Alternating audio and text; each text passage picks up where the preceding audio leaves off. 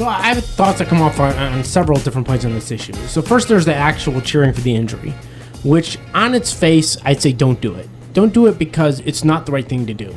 And I think, and this gets a little different because typically we talk sports, but this is really not about sports. Yes, it's sports, but it's really more about morals. And I don't like to spend too much time talking about these kinds of things on a sports podcast because I just think there's lots of other places for that. But temporarily, we'll address it. And in my opinion, I think at a certain point in life, you have to decide the person you're going to be. And it can't always be dictated by everyone around you. And I think too often people decide the person they're going to be, whether they're good or not, whether or not they decided the other person deserves it. And I think if you really want to be a good person or do the right thing, you try to do the right thing regardless. And the good thing to do is you don't cheer an injury on its face because it's somebody getting really hurt and cheering for it isn't good. Yes, he probably deserves it, but that's a different story. It's not necessarily what you do. And yeah, it's a little bit of a nuanced moral take, but my opinion is it's not good to cheer an injury. And so therefore, that on its face should tell you all you need to know. It doesn't necessarily matter that he's not a great person. Just on his face, when it happens at least, I don't think it's a good idea to go ahead and cheer. Now, there's more sides to this too, because Myles Garrett came out and talked about it, and Greg Newsome talked about it. And Greg Newsome I had less of a problem with. Greg Newsome's was kind of more general, like don't cheer for a guy who got hurt. I totally understand where he's coming from. There's a guy who plays the position. He goes out there every day. He plays football. He's gotten hurt a few times, actually. Might be why he doesn't get re-signed for all we know. But hey, he's gotten out there. He knows how much it hurts, and he's just imagining himself and a teammate that he does go with every day being hurt, and he doesn't like that. Totally understandable. I don't have a problem with that. Myles Garrett, on the other hand, said, well, he's not perfect, but he's giving his all out there, and he's a good guy, and I thought that was ridiculous. He said he's a model citizen. Model citizen.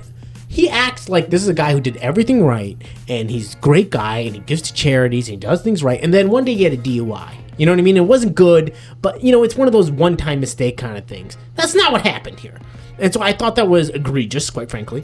I think Myles Garrett sometimes could use a filter.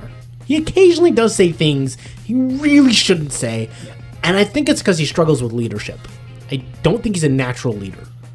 He leads, by example. And when it comes to leading in other ways, in terms of, saying the right things and bringing people together, I think he's tried at times, and I think it's failed when it has. I just don't think that's his natural role.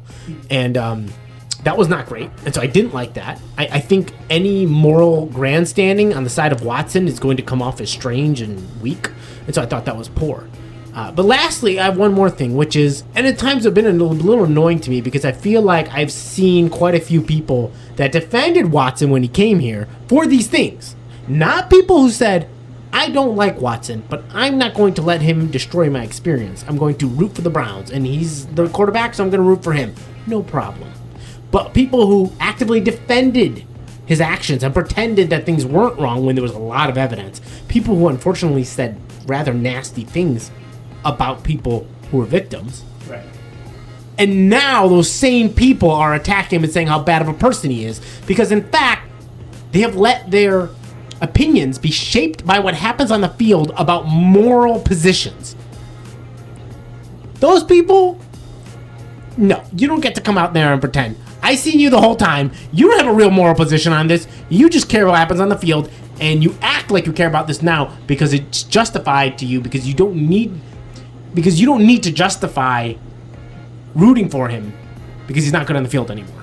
Yeah, and it's like once you do something, it makes it easier to defend with. It kind of gives you like some ammo, even though that wasn't a problem to you before. But yeah, so my take is pretty similar. I would say like a couple other nuances, but pretty similar opinion. On its face, yeah, cheering when somebody gets injured. You know what I mean? But here's the thing that I'm going to add to that, okay? The Browns have been an abysmal franchise for about 25 years, save for 3 or 4 years. They've been absolutely horrific. We've had bad quarterbacks, bad offensive linemen, bad running backs, bad receivers, bad everything. And at one point or another, all of those bad players got hurt. It's football. Everybody gets hurt except for Joe Thomas. But everybody got hurt at one point or another. And in my fandom, I'm 26 years old, I don't remember a player ever getting injured and people cheering when he got hurt. Deshaun Watson on the Browns, first, right? On the Browns, yeah. Okay, because I've seen it, but not on the Browns. That is the first time I've ever seen that. I wonder what's different about Deshaun. Now, I'm not cheering when he goes down. I don't think it's the right thing to do. I think it's just like you were saying. Don't let like what happens over there dictate like your moral positions. Like if you're a good person, are you a good person or not? Because if you're saying, oh, it's good because Deshaun is a bad person, let's say, and that doesn't make it okay now for you to do a wrong thing too, right? Like two wrongs don't make a right kind of thing, which I agree with. So am I going to cheer? No. Do I think it's right to cheer? No. But if people who are cheering a little bit, I'm not coming out against them necessarily. It's kind of like, I understand what you're thinking. For a lot of people, I think there was a lot of relief that like this is over. And I think there were people who were cheering about being able to move forward, to go on, rather than really cheering like, yeah, I'm so happy you got hurt. There were some people that were saying that. But that's kind of my take there. Again, I wouldn't do it. I don't think others should do it, but I kind of get why people are doing it. And it's not like the Browns have a history of always doing this. He's the only guy that I've seen this happen with. And he's the one guy that has all these other cases. Well, to be fair, it could also be increased expectation versus increased terribleness. Yes. As opposed to each other. And that is and that is a very, very valid nuance to add to that as well, is that we also haven't had a quarterback ever have the expectations and the contract that this guy had. So it's not an apples to apples kind of a thing. But from what we do have, this isn't like a historical thing that the Browns regularly do. And so I'm leaning towards a lot of this has to do with his character. And I think what a lot of fans did was when they traded for him, and again, we don't really like that, like, I don't know our policy, we don't really like to get involved in these things. But I think what a lot of Browns fans did, I think a lot of Browns fans put aside a little bit of their morals when they got him, because they wanted to cheer for him. And then as it went on, they reverted back because now they don't feel like they need to justify the moral action because he's not playing well anyways. You know what I mean? Yeah. So there's that. Then there's what Myles Garrett said, which is a whole separate thing.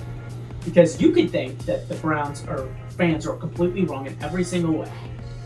I still would think that what Myles Garrett said was out of pocket. For you to get up there and try and like gaslight the Browns fans essentially into saying that Deshaun Watson, kind of a model citizen, is such a disingenuous framing of the situation.